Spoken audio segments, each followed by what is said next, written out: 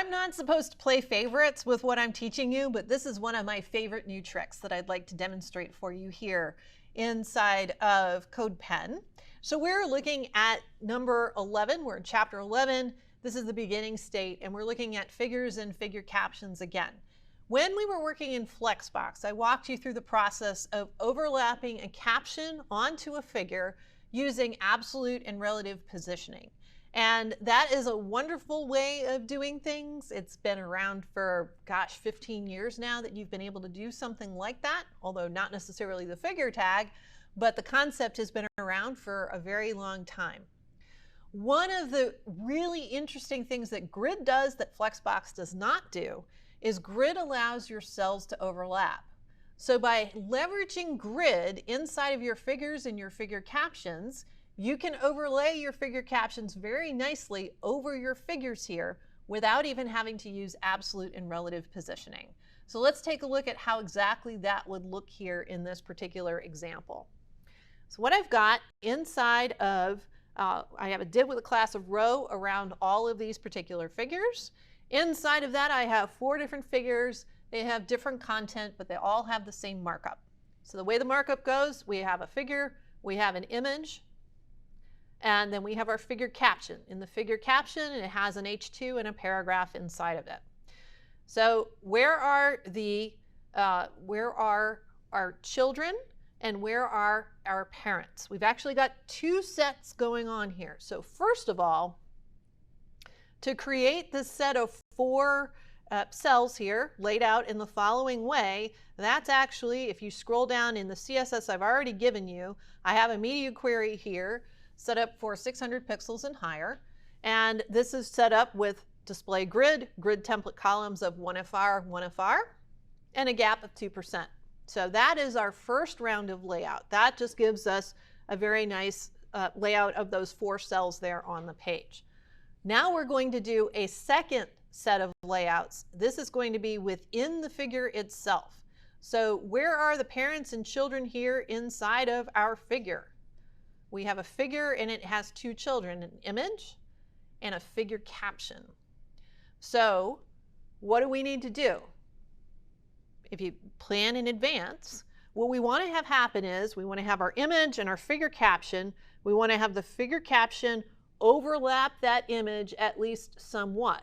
So our figure is going to wind up being our grid container or our parent.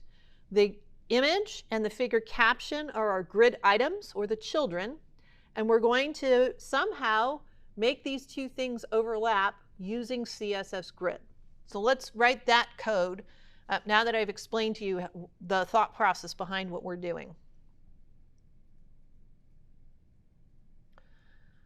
So I've got several declarations here of figure captions and figures and all the rest of it. I am just going to hit return a whole bunch of times just to keep things straightforward as to what I'm adding here. In the real world, you would probably combine all of these into single declarations. But for now, for learning purposes, let's do it this way. So I'm going to start with figure. And I'm going to set it up to display grid. And I'm going to have a single column. The layout is here exactly as I want it. I want everything to be in one column, but I'm going to declare that column. So grid hyphen template hyphen columns. And we can just set that up to be, again, 1FR. The actual width of this column doesn't really matter. Just take up the full space. So 1FR is just fine. And I'm going to set it up, interestingly, with 3 rows. So grid template rows of repeat 3, auto. So I want to have 3 rows. You figure out how tall each of those rows are. Why 3 rows? Because we're going to start with, in our initial 3 rows, what Grid will do is say, okay, I have an image, that goes in row 1. I have a figure caption, that goes in row 2. And I do have a 3rd row, but it's currently empty. You don't necessarily see that displayed on the screen. Grid knows that it exists because we have declared that it exists, but it's not populated with anything at this particular moment in time. Okay. So now what I want to do is I'm going to set up my image and my figure caption. So for my image, I'll set this up to have a grid hyphen column of 1/2. In other words, I want it to occupy the only column that we have, and it goes from 1 to 2. And I'm very specific about that. It'll actually apply to all of these items here, because this is some very generic code, and we're talking about an individual grid system in each one of these figures. So it is actually going to apply to all of these individually. And then we're going to have a grid hyphen row of 1/3. So my image is going to span across the first 2 rows. So I have, remember I declared 3 rows. The image is going to occupy rows 1 and 2. Now the figure caption is occupying row number 3. You won't actually see a change here on the screen, but that change happened behind the scenes inside of Grid. For my figure caption,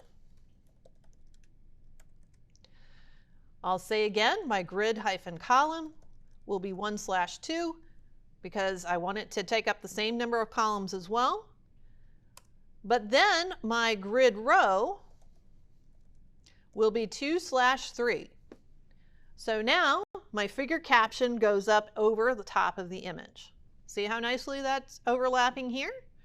And that is because my image is taking up 1 to 3 and my caption is taking up 2 to 3. So now it looks this particular way.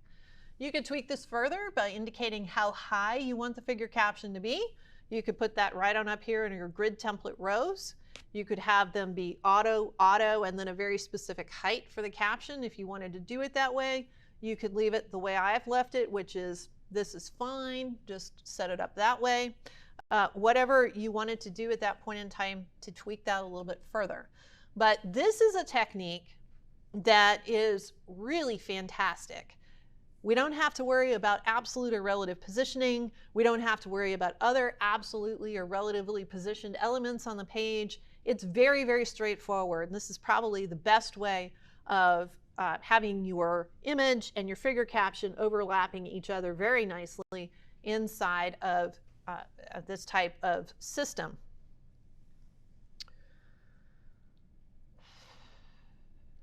The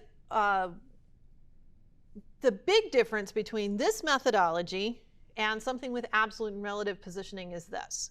Absolute and relative positioning, we could have pretty much any element down our tree, and we could take an element that's way down in our HTML and position it relative to something that's way outside of our tree.